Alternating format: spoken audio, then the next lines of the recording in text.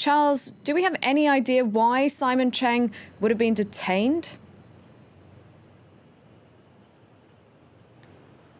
Well, just recently, the Ministry of Foreign Affairs in Beijing actually finally confirmed that Simon Cheng was detained in China. And the reason that they gave explicitly is that he violated public security management regulations. Now, that can mean a lot of different things, but it is different from other things said in the past when foreigners have been detained in China.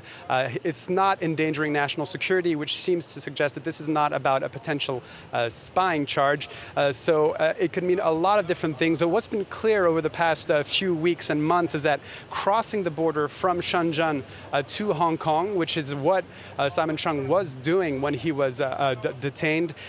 The people have been having their phones checked by authorities on the Chinese side for any potential pictures or information about the Hong Kong protests. And Simon Cheng was, according to people close to him and local media, a staunch defender of the protest movement here in Hong Kong.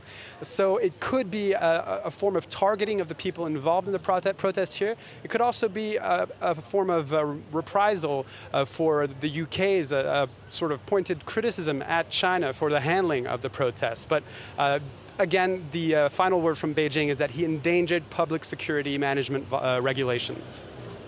Charles, you mentioned foreigners being detained in China before, so this isn't a first.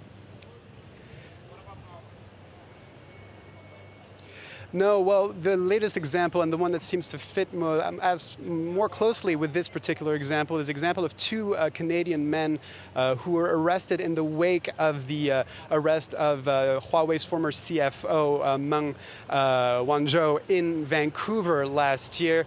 Following that particular incident in Vancouver, two Canadian men, both with sort of close ties to government, one a former diplomat who was on sabbatical working for a nonprofit, and the other a Canadian businessman who had a lot of business ties in North Korea, were detained officially because they both endangered national security.